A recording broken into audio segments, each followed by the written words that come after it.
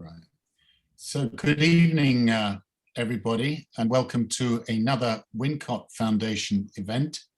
I'm very excited to have two distinguished journalists with me tonight to discuss matters related to the UK economy, the Chancellor's options, and I must say, with Kate Andrews, the economics editor of the Spectator, Stephen Bush, the political editor of the new Statesman, we really do have two people who are right close to the action. And the timing for this discussion couldn't be better. Most of you probably are familiar with the petrol shortages, but there are other serious threats to the incipient recovery in the economy relating to the inflation. We've also got food shortages, supply chain disruption related to COVID and perhaps, well, not perhaps, but I would suggest also to Brexit. So trying to unpack that will be the first part of the discussion. Then I think I want to hear from who's obviously is just back from the Labour Party conference on some of the policy options. And then finally, before we go to questions, I think it would be good to sort of distinguish between transient changes in the economy, and it's obviously not just the UK, and permanent change, because COVID has been one of those once in two generation shocks. And I think it is affecting consumer behavior and the labour market. So we'll come to that shortly. But first, I'm going to go to Kate. Let's talk about these multiple threats. I mean, we saw a memorable Daily Telegraph intro which referred to food shelves empty, petrol shortages, inflation, and other factors, which really it talked about a chill going through the UK economy, a perfect storm. Is this just journalistic exaggeration, or are we looking at something really quite serious? I think there's some exaggeration, mostly in the area that it's only happening to the UK. And I think that has a political spin to it. The idea that the UK is the only one in slight chaos now. A lot of these issues overlap with what Europe is going through, even the United States. But there's no doubt that we are in crisis mode, and we're not talking about COVID at the moment, although that's obviously one of the many reasons why it's occurring, perhaps the biggest reason that it's occurring. But people be very familiar with the petrol shortages. That's due to 100,000 missing HGV drivers. They have either migrated away from the UK during the pandemic or have decided to stop driving. We're looking at quite serious rising electricity bills come autumn and winter, as the energy price cap has meant that we've seen, I think, 7 companies now go bust since late summer, because they're not able to adjust their prices due to the cap with rising costs. We've got supermarkets that are warning of food shortages. And this is just really what's in the news right now. Then on top of that, as you mentioned, Lionel, we've got serious questions around inflation, which I hope we come back to when we talk about transitory versus permanent.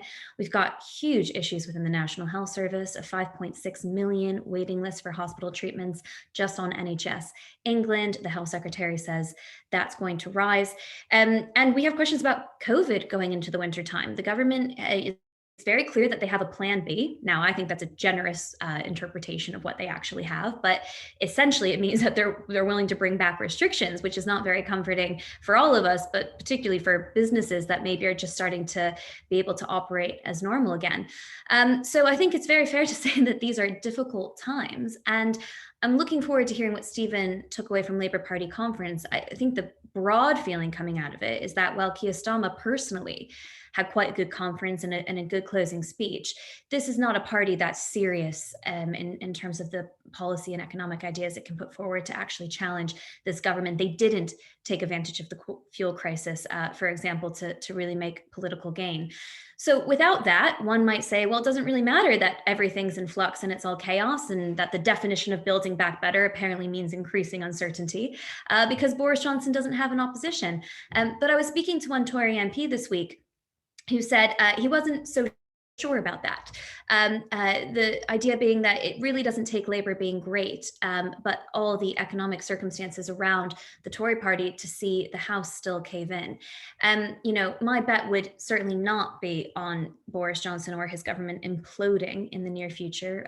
If you really push me, I would certainly think he's leading the Tories into the next election and in a very decent position to win it again. But there is a growing sense that things are going downhill. And the question is how fast that spirals, because the Tories this week, I think not just to be polite to the Labour Party, were very, very absent from having any idea as to how they were going to sort these energy and petrol issues and worker shortages that are now facing the country. And the problem for the Tory party is that these are economic issues that every voter feels. This is not very specific to very important issues. Let's say the cladding scandal, if you're a leaseholder with a new build. This is an issue that is affecting absolutely everybody, whether they're trying to fill up their car with petrol or they're being delayed on their bus to get to work because of these queues for petrol. Everyone's noticed it. So that lack of innovative thinking is something that I don't expect to change going into Tory party conference. It's very clear that they're going to try to continue to live off the wins of December 2019. And some of the policy successes, I think like the furlough scheme, which perhaps we can talk about in this hour, that the public are very familiar with and feel quite grateful for, feel like the government actually did deliver. But I think a lot of Tory membership is going to be going into conference also quite unhappy. We're looking at tax hikes. We're looking at quite a lot of tax hikes from the March budget. And now, of course, from that national insurance hike to pay for more health and social care. We're looking at a more interventionist state that the Tory grassroots are going to be more uncomfortable with, even if sort of your median voter is kind of okay with it. So it's going to be an interesting party conference. I'm looking forward to seeing what people are saying at the fringes, where you get a slightly better sense of what's going on. Does the Conservative Party really need to worry at the moment? Probably not, but it's not good for the public to have this lack of opposition, because it really is chaos out there, and we need somebody to hold them to political account.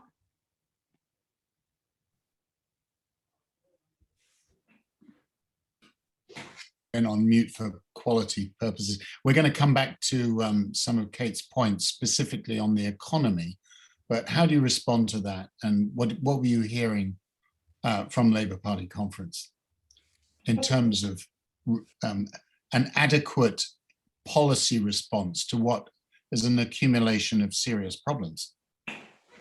Well, I think actually the interesting thing about this Labour conference is that obviously the fuel shortages gave Labour two opportunities: an opportunity to go and attack the government, or an opportunity to go, okay, there's a bunch of things Keir Starmer wants to change about the Labour Party internally, which would make for not particularly good, make great television for us, quite bad television for the Labour Party. And so do you instead use this week to break some of that china when no one's going to notice? And he obviously went for option two.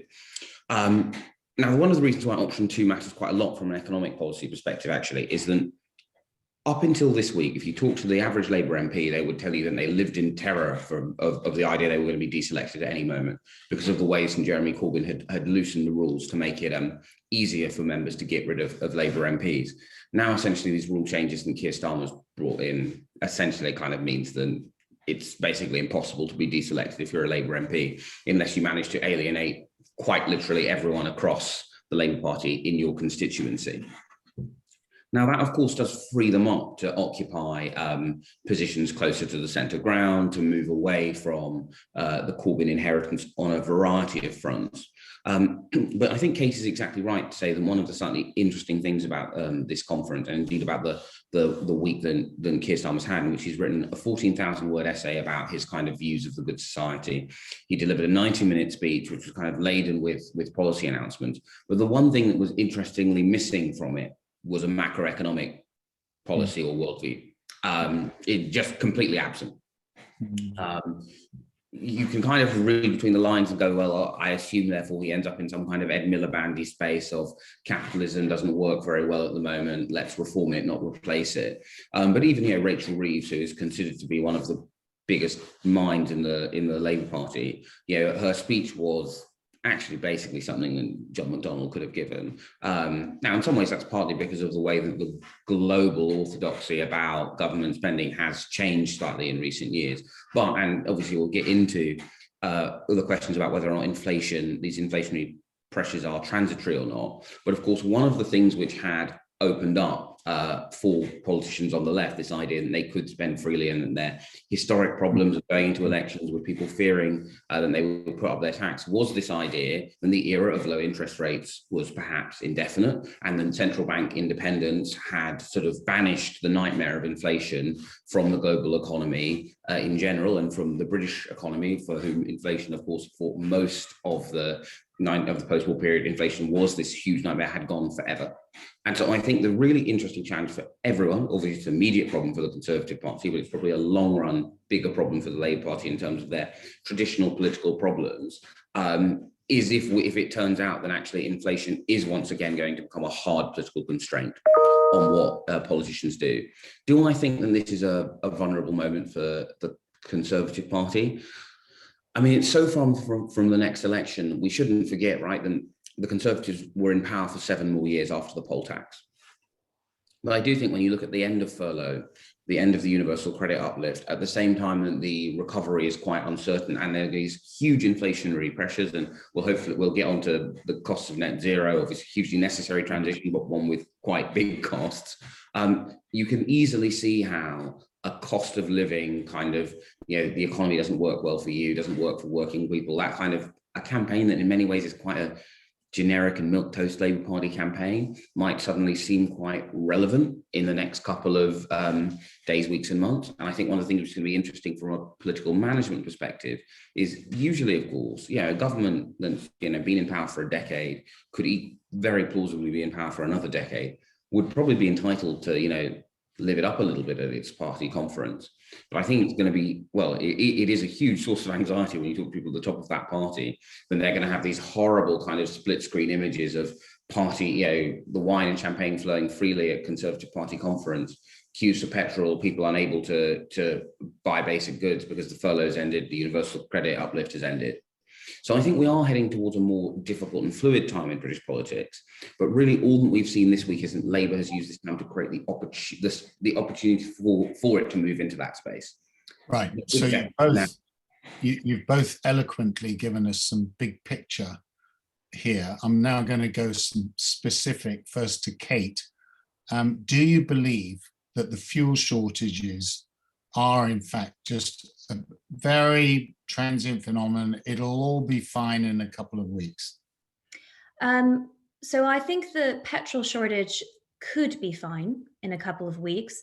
The major issue there is transport. There is not an international shortage of petrol. It's an international shortage of lorry drivers. I'm not convinced that we can recruit 100,000 overnight by any means, but Waitrose is now advertising for lorry drivers who they're going to pay £1,500 a week. That is, I think, roughly the salary of a backbencher MP, if not slightly better. And it's hard to believe that those kinds of salaries won't bring people back out onto the road. They're thought to be 500,000 people in the UK who have these licenses. Many of them have gone on to different careers, but I think there's good reason to think we'll be able to address this somewhat. Also, once people have stockpiled and realize that there isn't a real shortage, that might be able to quell itself. Not in time for party conference for the Tories, but possibly better. I think the gas shortage is a much bigger problem because there really is a shortage. Demand is seriously outpacing supply. And the government can't put its hands up on this one. We should have been preparing for this for months. We always knew there were going to be consequences of shutting down the global economy, forcing economies into hibernation, and we really should have seen this coming. I think China has made announcements today that they're willing to offer even more money to energy companies to make sure that they get top priority. Asia has already been offering big prices for energy to move its way. This is going to make the shortage worsen in Europe. And I think it's going to be a painful winter. I mean, already thousands of people in the UK die every winter from the colds. And as Stephen says, this is going to be a crunch point, and we can get on to the universal credit point, which I think is slightly more nuanced. Not just yet. Yeah, there are going to be a lot of people out there who are going to be feeling like the government is spending all this money And yet the cost of living is going up, and they're not going to understand where that money is going. Why are their taxes going up? Why is the government saying they're spending all this money, and yet they feel like life is a lot tougher? So I am worried about that gas shortage. Stephen talked about how it will look if Tories are drinking champagne at party conference while people's electricity bills are rising.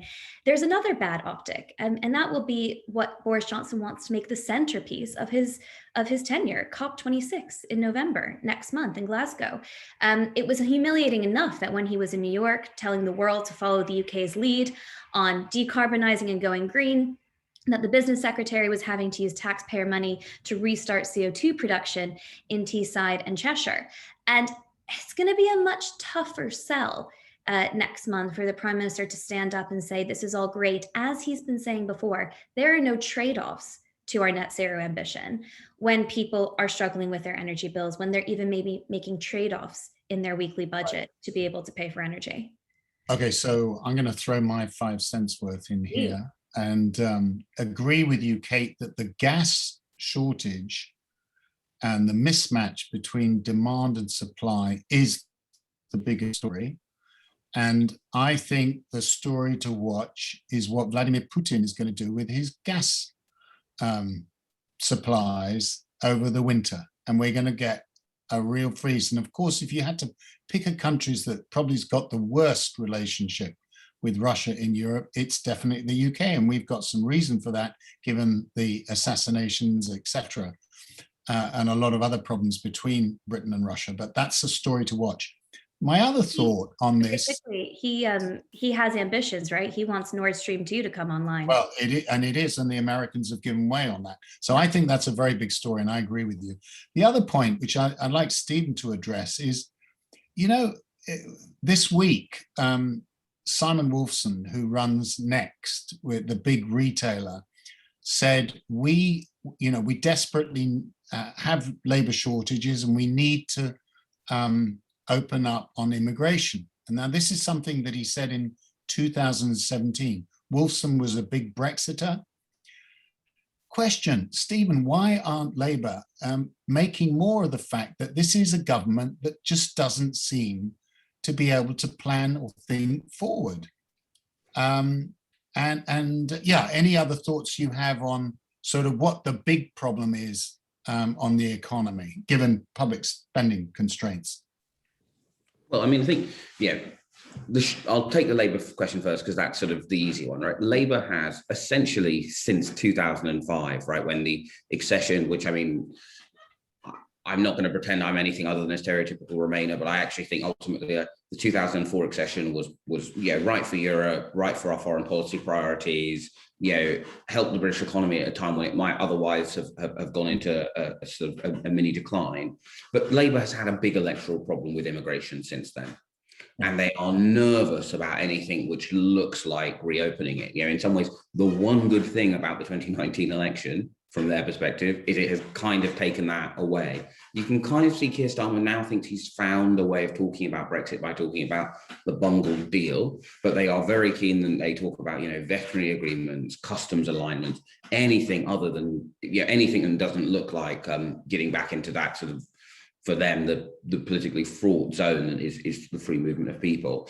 Now, of course, ultimately, the slightly bizarre thing about it is there's an open question about whether or not the EU27 would like the United Kingdom back in the single market in a way that would work for the British economy and would work for the finance sector. To have such a big financial centre inside but outside the regulatory, there's an open question about whether that's actually on the table, but Labour are very nervous about being seen to be the ones to put it there. Yep. In terms of the big problem, I mean, I think Kate is right. I think you're both right to say, essentially, the gas price is more worrying. A large part of it has been Russia going tap, tap, tap. I want my decision on my pipeline. Now, the HGV driver shortage is fixable in an obvious way. The problem is the Waitrose putting its wages up for HGV drivers is not just a sort of thing that ends and we go, oh, brilliant, now there's shortage of drivers. It means everyone's food prices will go up, right? It bakes in, this is the sort of big lie of, oh, you leave the single market and wages go up. Well, some people's wages go up, But Maurice Glassman always used to say the problem was that New Labour had used single market membership as a way as a prices and incomes policy, which is a good line until you remember that it was a heck of a lot more effective and less destructive for the incomes of people right at the bottom of the income distribution than our old prices and incomes policy. And the reason why chancellors are right to fear inflation is they don't really know how to fix it once it gets into the system. So I think we may be looking at a situation with HGV drivers where the thing we know how to do to fix it, and we obviously do need to fix it, turns out to be worse than the disease. Yeah, okay. Kate, I'm going to put you on the spot here. Short answer, because we've got a couple of other things to get through.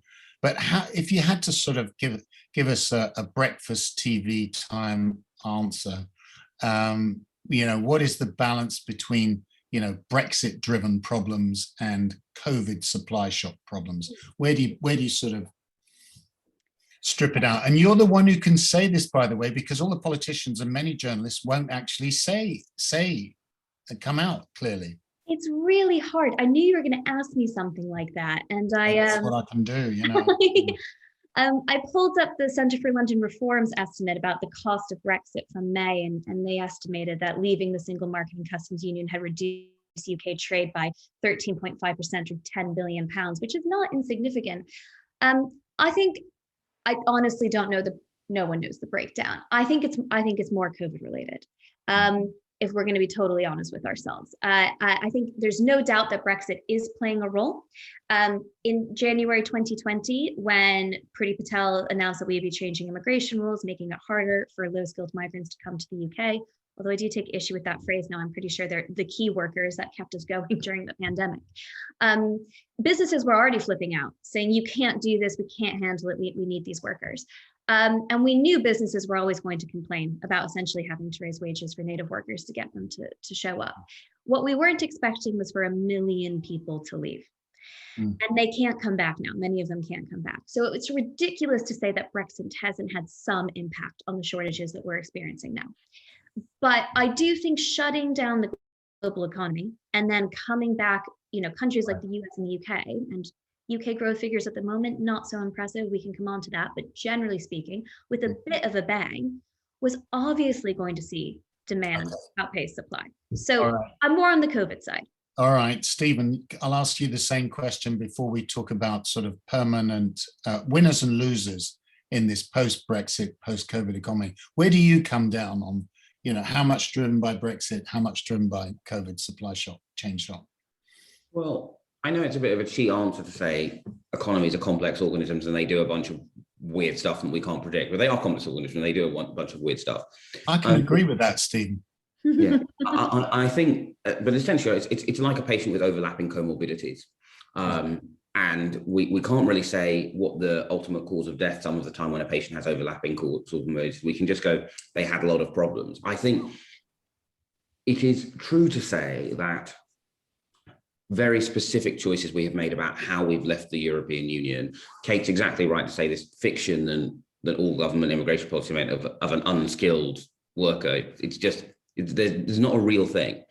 And this myth, then what you can do is someone in central government can sort of sit there going, oh, we need this year and this that year. We see from Australia, right, this system we now apparently want to implement. Then every year they have to go, whoopsie daisy, we weren't able to predict how the economy would work. This is now skilled shortage occupation. So we know that the way we've chosen to exit creates economic problems. Instinctively, I do think that Kate's probably right, and probably more of the problem is the kind of the end of the lockdown across most of the world.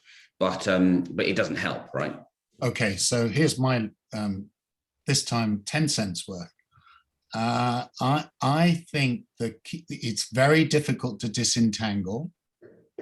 I do think that you are always going to get some serious distortions and shocks in the labor market rather than general supply chains as a result of the Brexit divorce.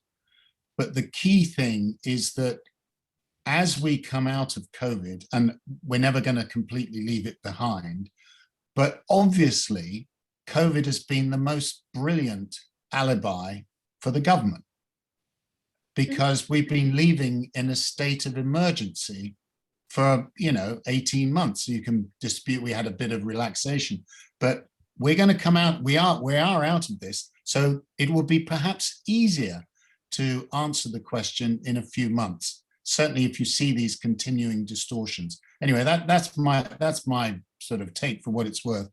I would like to ask Kate, winners and losers. Now, at the beginning, in COVID, obviously, you had frontline nurses working incredibly hard.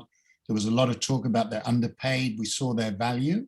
Mm-hmm. You can talk about bartenders, people in the hospitality sector. There's a desperate demand there, and those wages will rise. Do you think that we will see some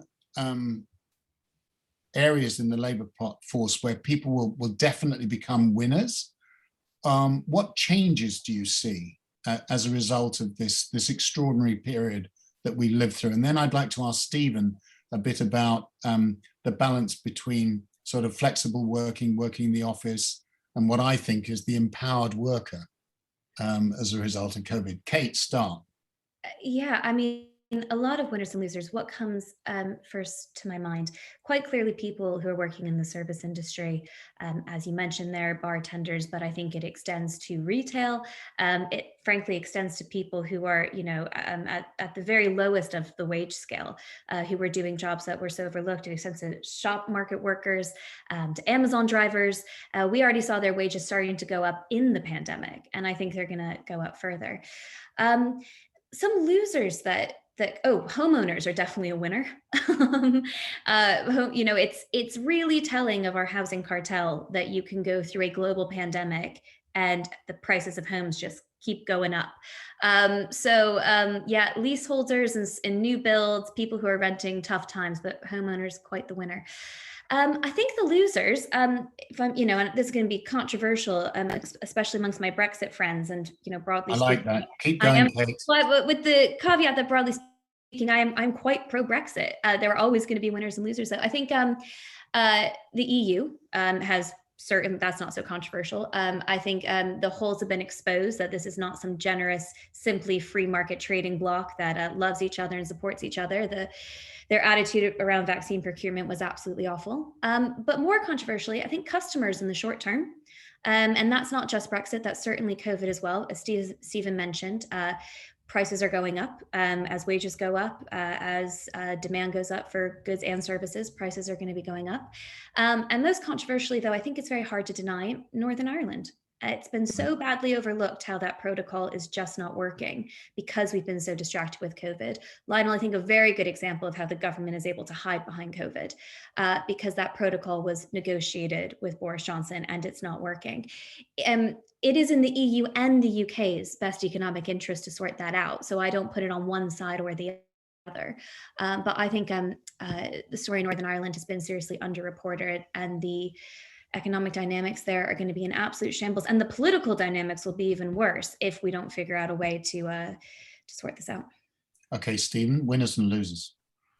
Winners and losers. So I think, the big winners will be, so if you are a worker who can work from home, who is in the middle or the end of your career, both because you are more likely to have a nicer home environment, but because you are also more likely to be able to more effectively negotiate with your employer, and you have more of your own time, and there are a whole variety of losers. Workers at the start of their career, for a number of reasons, much less likely to be able to negotiate with their employers for favorable wages, much less likely to be able to pick up soft skills from within the office, and also I think if you feel overly monitored by your boss in the office, it's ain't nothing to the kind of rise of your work laptop is now spying on you all the time, keystroke monitoring, a whole bunch of stuff that's going, I think, to come into the workplace as the workplace comes into our homes. I think that's going to be particularly acute for people who are at the beginning of their workplace. It makes it much harder for them to organize collectively at a point when they do not have enough clout to organize effectively individually. Winners, I actually think Kate is right. Then, it's going to be great if you work in in retail or in hospitality. It's going to be less good if you are a customer. And of course, in the long term, that may prove to not be very good for anybody.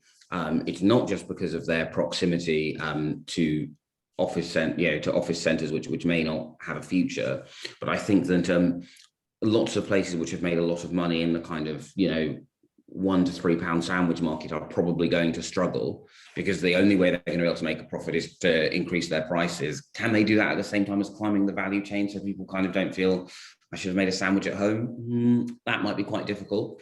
So I think those are the kind of immediate winners and losers. I think I would push back slightly on the idea that what we're seeing is the Northern Ireland Protocol not working. We actually shouldn't underestimate that for most businesses in Northern Ireland do not report struggling with the protocol. And what we're seeing is not the protocol failing to work. We're seeing the protocol working as intended, which is, as you have more divergence between the EU and Great Britain, you deal with that by thickening the regulatory border on the Irish Sea. That, of course, is a big problem for unionism. And it is, I think, deeply unfair to unionist communities that the East-West component of the peace process has been sort of put to one side because of the desire to have a Brexit, which allows GB to diverge. But what we're seeing is the protocol working, and if you don't like it, right, you would need to get closer to the European Union, at least until such point as blockchain does allow us to do away with border infrastructure.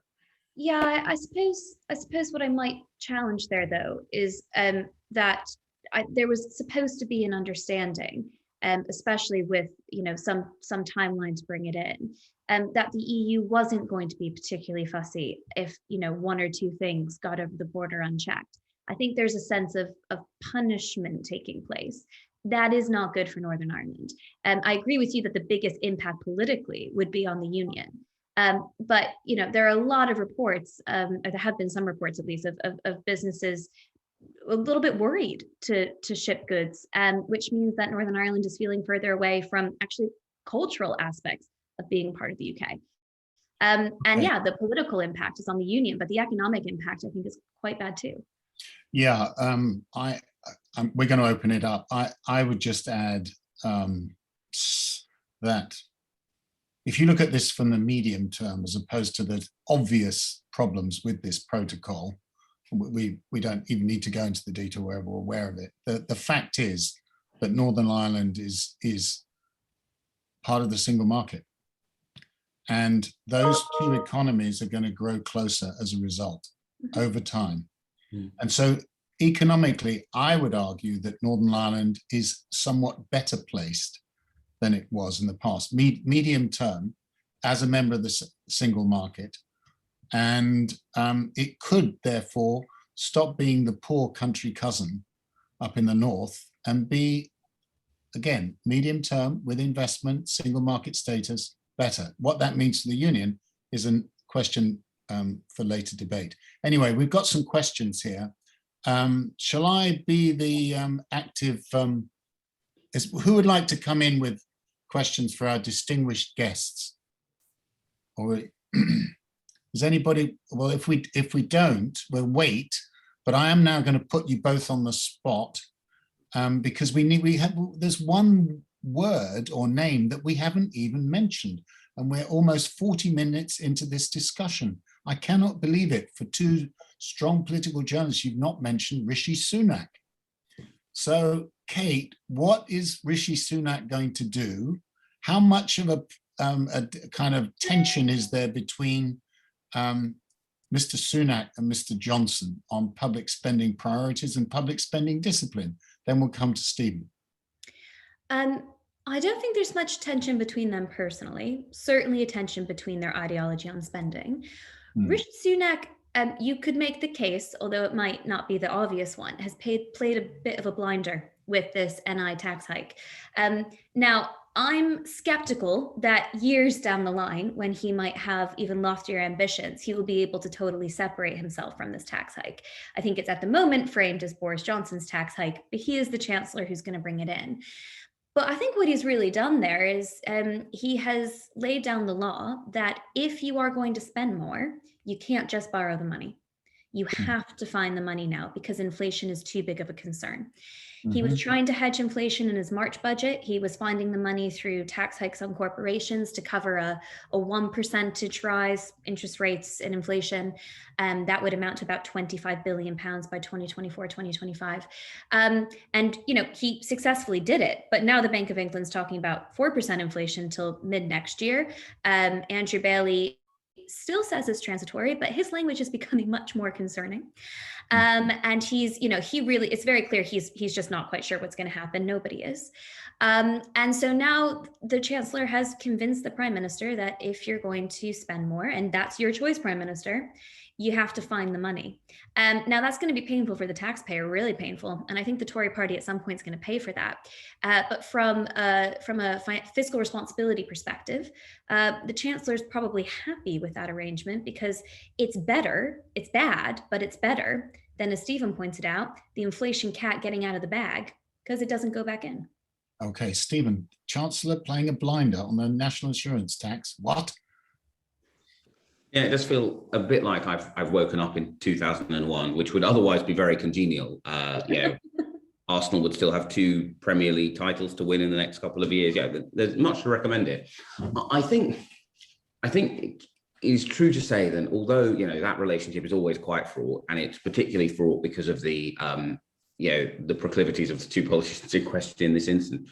One of the things which makes it easier is we're already starting to see, as the pressures on the cost of living kick in, as the very tight spending round starts to go from being sort of abstract words in the red book to being actual cuts, then the chancellor is becoming less popular. He's now he's still very popular, but he's now only about as popular as Sajid Javid was when he stopped being chancellor. Admittedly, among much more people because he's much more better known. But of course, one of the sources of tension inevitably between politicians is their relative popularity ratings. And so I think actually we might see a slightly strange paradox where, as the government's position gets more choppy, that personal relationship between the 2 becomes less fraught because people are not going to be looking from a Boris Johnson who is struggling with all of these issues to a chancellor who's still walking on water. They are, to use a fraught phrase, in it together. Right, got it. We've got some questions now. There's a wonderful typo, which is all down to artificial intelligence, from Andrew Fox. How does the economic outlook to the coming years affect the likelihood of an army election? Well, the army's all over the place. Anyway, he's quite right. Andrew's quite rightly said early. So quick answers, Kate and then Stephen. Early election, really? You know what? I wouldn't completely rule it out because if you look at the growth projections for 2022, 2023, and 2024, next year looks fantastic. Everyone's living on a high. Yes, tax rises are coming in, but growth is soaring. And then you get to 2023, 2024, and we're back to the stagnant, boring 1.3, 1.4%. So I suppose if you were really ambitious, you might think, well, when we're up, let's ask them to vote. But it's very hard to see 2022 for other reasons. All right, Stephen. Yeah, I think it actually shunts it to 2024. I think no one looking at what happened in Canada, and don't forget that across, the old Commonwealth, particularly in the Conservative parties, they have a lot of know-how shared between it. They'll look at what almost happened to Trudeau, and I think the idea of someone in Downing Street will go, "Hey, boss, it was really clever to go in 2022. Don't think it's going to happen." But Kate is exactly right. If you look at those spending and those, the spending and the growth figures, I think 2023 looks quite difficult. That obviously wouldn't be early in historical terms. You can see that that's kind of where Rishi would probably like to go. That's where his budget points, is that something in June 2023. But I think it feels more likely than not, and the economic picture means May 2024. Yeah, I'm with that. I mean, it's just too opportunistic, even for the most opportunistic politician around. Now? There's a big question here, so you're going to have to answer, I'm afraid, breakfast TV terms here. What do you think levelling up should look like in policy terms, asks Saeed Hussain. Greater investment's a good start, but how does Britain deal with its productivity crisis and other long-term? Do you want to take a cut at that, Kate, and then Stephen? It's a big one, I know. The tax break for businesses to invest in manufacturing and technology is actually, that Rishi did in his March budget, is a good place to start, because increased productivity is going to require some level of automation, and higher wages and more training for workers, which we haven't really discussed, which is also an impact of there being a shortage. Employers investing more in their workers should help too. I'd love to know the government's definition of leveling up. It'd be a good place to start. For me, I'm going to say that tax breaks are going to need to be involved, both for corporations and for individuals, and certainly more devolution. If you really want, and invest in local infrastructure, not HS2. If you really want to empower places like Leeds and Manchester, actually allow them to set their own corporation tax. Radical, but something that might actually get business to go and move there. Yeah. Okay, Stephen. So I think it's finding ways to get the rest of our great cities to add as much GVA per head to their local economies as London does to the southeast, right? Just so we look a little bit more like Germany in terms of the wealth production that comes out of our cities. And I actually think, and the problem is these are both electorally difficult for the Conservative coalition, actually it would be good if interest rates got off up the floor. Why is business investment so low? Why do we have so many zombie companies? It's because of our near to zero interest rates. Now, of course, interest rate hikes will be painful for quite a lot of people, including the very small slither of people in the young electorate who've benefited from slightly crazy housing prices like Help to Buy. But I think in terms of the overall economy, those two things would both help with leveling up. Yeah, okay. So there's a sort of special relationship, transatlantic question, with the inevitable reference to AUKUS, the nuclear submarine deal between Australia and the US, with the Brits coming in on the back end, so to speak. But how do the panelists see the special relationship progressing, particularly on the economic side? I suppose that really comes down to a free trade deal. I have my own views on that. But Kate, what do you reckon? It won't be anytime soon. It's not Biden's priority. It's not Johnson's priority. If there is a closer trading relationship with the US, it will be through some kind of third-party trade deal. It could be US, what is it now? USMCA. The renegotiated NAFTA. More ideally, it'd be through CPTPP, I think. I think that's how it's going to happen. It'll almost be a closer relationship through trade by the back door. But that free trade deal, I don't think it's impossible, but I still think it's quite a long way off. Yeah, that was definitely a case of mis-selling when they talked about getting it done so quickly. Nobody talked about Congress, even if the president was willing to go forward. And you look at what trouble he's getting just to get his infrastructure. One might say, Lionel, that the Brexiteers were too optimistic in the way that the Remainers were too pessimistic. Well, I mean, I can see that, and I'm glad you put me on the spot there, Kate. Stephen, do you have a view on the special relationship in general with the relationship between Johnson and Biden?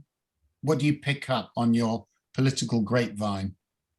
Well, yeah, I think actually what I mostly pick up on is actually in the UK side, Boris himself has always been quite skeptical of it as a term, and I think there is a correct level of skepticism within the Foreign Office and within the top of government about its use. Because yes, AUKUS is a great get for the United Kingdom in PR terms, although it's still not wholly clear what we're actually bringing to that table. But you speak to lots of people in the British government who really care about foreign policy privately, and they point out, look, a week before the US decided to do this act of quite painful political violence to France had killed the leader of ISIS in the Western Sahel. They are unquestionably an indispensable part of our shared security partnership against things like global jihadism. And indeed, we in the UK are a very close security partnership with France. And I think actually most sensible people in the government take the view that what we've seen from Biden is he's actually quite unreliable. He isn't unreliable in some of the same ways as Trump. He's an upgrade in lots of ways. But actually, I think what we've really seen is that, the oldest of the US's alliances hasn't been treated very well. And there is a reasonable, I think, correct skepticism at the top of British politics that the special relationship will be treated any better. Yeah, and I would add, it's not a particularly original line, but in a way, Biden is pursuing America first with even greater vigor.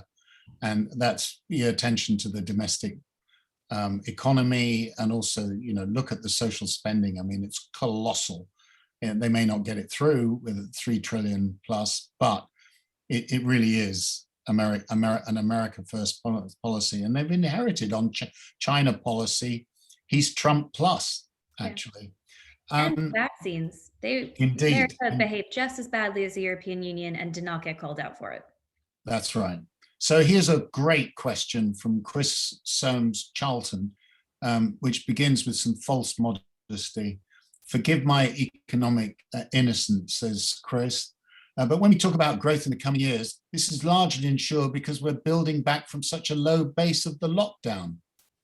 Kind of agree with that. Surely growth will be badly limited while so many sections of the economy are complaining about fundamental problems.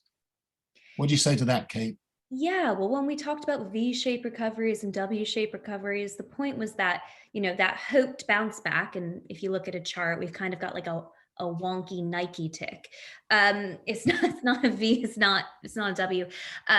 But we were talking about coming out from the lowest base, the biggest economic contraction in 300 years. So absolutely, when we talk about these big growth figures, we're not talking from the end of 2019, we're talking from when we shut everything down. And the UK is not back to pre-pandemic levels yet. And the growth figures for July were astonishingly bad. We're basically stagnant now. And again, Andrew Bailey, the governor of the Bank of England, talked about this in his most recent speech, and he's nervous. You can tell from his language that he's nervous about this. It was called the hard yard, I believe, because he's saying, this is the time where we're just going to inch back to 2019. We've lost a huge period where we could have been growing. So yeah, Chris is absolutely right to point out that this isn't all fantastic. However, when you look at the growth figures for next year, there are definitely reasons to be optimistic, but it's making a lot of assumptions that things like air travel and tourism can be back to normal, that we're not going to live in fear of more restrictions and another lockdown. So there's so much that we don't have answers on yet, but I am more optimistic about next year than I am this year. Yeah, but air travel is not going to come back to where it was, surely. It may never come back. Yeah, I mean, you can do things remotely. I think the business travel market's going to be seriously affected. Stephen, can we just pick up what Kate was saying and then address what Rob Dewsbury is saying, where he's a bit more pessimistic too, because he says the numbers of inflation are going up. In the US, it's much higher than the Fed and the Bank of England said they were going to be. But also he says, what about stagflation? Do you think that is a threat? Yeah, I think stagflation is a threat, right? I think, look, let's zoom out for the last decade, right? Why have we had such a tumultuous decade politically? Why did people vote to leave the European Union? Why did Labour members vote for Jeremy Corbyn? Why did Jeremy Corbyn do much better than expected in 2017?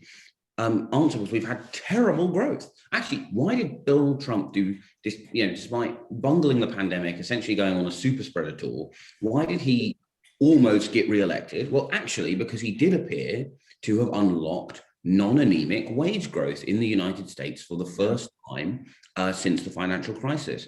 And I think, the biggest asset Keir Starmer has is not, he looks presentable or he's in control of his party now, although those things are true. It is that we for the bargain in old way for the last decade for most of the country has been, wages are stagnant. Yes, we have anemic growth, but we also have very low price growth. And, I like to be optimistic, but I don't think we should assume that, given that central bankers have, in the US and UK have underestimated inflation. They're still going, okay, we very much feel like we're in a house that's flooding. It's like, well, I know I said that the water wasn't going to come through the front door, but I'm really confident it's not going to get into the living room. And I think we are potentially looking for quite a difficult and painful set of economic circumstances, particularly here in the UK, where we're a much smaller market than the United States, much less attractive to immigration, which has been one of the ways we've tackled those problems, and outside the European economic area with, frankly, no clear way back into it. Okay, so I'm going to pick up on what you were saying then, Stephen, and Kate, do feel free to challenge what I'm going to say. So I think, Stephen, you're right, that one of the major problems was anemic growth and depressed wages, plus serious dislocation both in the property market post-financial, well, in the run-up to the financial crash, and of course with immigration and the free flow of labor. The second thought that I have is that during this period, despite the fact there was a financial crash, the banks were rescued, and the imbalance between capital and labor was not just endured, it actually probably got worse. And there you can talk a bit about the technology shock. But all these things, in my view, had profound political consequences, not just in this country, but also in the States. A little less so in Europe, continental Europe, and interestingly, although many people thought that populism would seize the power throughout. And you did see a big rise in the AfD in Germany, etc. Anyway, these are very, very powerful forces. And the question is, how will this affect politics? Are we seeing a correction on capital versus labor? I mean, you were hinting a bit at that, weren't you, Kate, earlier? I mean, you made it, please feel free to comment on I'm struggling to disagree with you, Lionel. You didn't give me much to disagree on. I'm well aware that the people who support Brexit, like me, because we'd like to have a more liberal regulatory environment and really like migration, and would also have the UK choose to have a far more liberal immigration policy, are pretty unpopular. I think all the reasons that you just laid out are at the top of the list as to why people voted for Brexit, certainly why people almost re-elected Donald Trump. Absolutely. It's the economy stupid, was the Bill Clinton advisor famous line. And it's true. So I think that's broadly right. And I do think elements of stagflation are definitely possible. I suppose the one element you might challenge is the unemployment one. Just again, we're in this very strange set of circumstances where 1 million workers have left the UK. Job vacancies are at a record high of 1 million.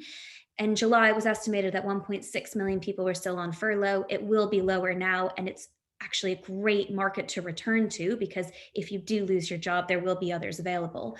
So unemployment might just about be okay. But higher inflation, stagnant growth from 2023, it could be extremely painful, and taxes are going up. Taxes are going up, and there's no getting around that now, and people are going to feel it soon.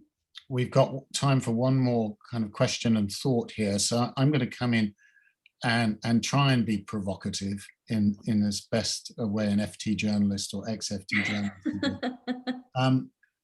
Honestly, given what all of you have said and what we're all reading right now, immigration is a key part of the solution. And this country does need immigration, needs high-skilled immigration. It needs the kind of enlightened immigration that saw some of the best people from the subcontinent, India, go to the Silicon Valley. And it needs a little bit more of the imaginative thinking that saw this government take one really important, far-reaching decision, which was to allow Hong Kong Chinese to come and settle in this country. So that's my little take tonight, but please come back on me. First Kate, then Stephen. No, I agree. And Dominic Raab's decision on that was certainly one of the best that this government has made in their premiership so far. I mean, I agree with you, so I'm almost compelled to give the contrary opinion just to kind of spice up the debate.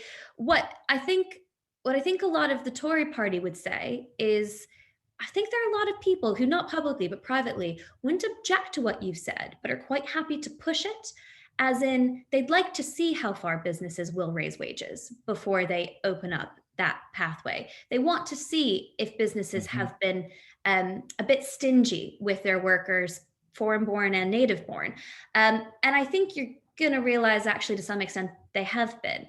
And so I think a lot of politicians are going to be willing to wait on that one. And, you're going to have every sector under the sun calling for more immigration now that they've made a very small allowance for lorry drivers, 5,000, I think, to come in temporarily. And I'm not sure the government's going to budge right away. But I'd go back to a lot of the stuff that Stephen said about immigration before, and the government thinking that it can control this. The immigration system designed for after Brexit does make it easier for non-EU migrants to come into the UK. Like baby Kate, who came in after university, would have a much easier time now than she did when I did it so 8 years ago. And I don't think we should overlook that, because those migrants matter just as much as EU ones. But it's really silly for the government to think that it can pre-plan what the economy needs now or in 5 years' time. We need an immigration system that empowers the employer even more to bring in the skill set that they need. Okay, Stephen, last thought. Yeah, I would essentially say, I would actually widen it, say that we have some very good bits of this immigration policy. Kate's exactly right to say that what we have now is better for people outside of the EU than what we had during our period of membership. And whatever the institutional relationship we end up with the single market, we should aim to build on that. We should have more things like the offer to Hong Kongers. But I would actually say there's a broader problem, which is that the government is incredibly anti-young people. And you shouldn't forget, most immigrants are young. The FT this week has had a series of quite troubling stories about various tax rises, which we shouldn't forget, that is what tuition fees in practice are. They are a graduate tax. We have a horrendously expensive childcare in this country.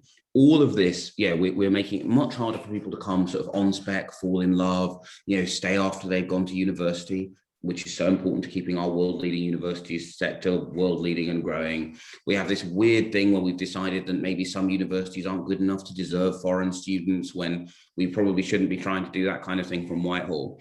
And I think, part of the solution is building on the things which are good about our post-Brexit immigration system, because there are some, but also getting back some of the thing which was good about free movement, which was the awareness that if you want people to come somewhere, you need to attract them before telling them exactly when you plan to tell them to leave. And I think if we get that right, that is the beginnings of the solution to not all, but some of the quite scary problems we've talked about tonight. So I think, just to conclude, that this is the challenge, to my mind, for both parties, both the government and the Labour Party, is to come up with an ambitious, sensible, controlled immigration policy, which will both fix some of the problems in the labour market, but also give a dynamism, and to avoid the mistake in the past where, and this really was the sense in 2005, which you alluded to earlier, Stephen, where they basically, it appeared they'd lost control of the border. And they were massively underestimated the flow from Central and Eastern Europe, and the damage that did was tremendous. Not just, although the only thing it didn't damage was the sale of the Daily Mail. But anyway, we can come back to that later. It's been a real delight to speak with two brilliant journalists, Kate Andrews, Stephen Bush. It's been a pleasure it's the first time I've had a chance to have an extended conversation. I think hopefully everybody who's been listening will have got more than a few tips. Think about Wincott, think about entering for the awards that are coming up at the end of the year for your work, and do keep in touch with us. And again, thank you very much. Thank you, Stephen. Thank you, Kate. It's a pleasure. Okay. Lionel. Thank you. Good night. Enjoy conference.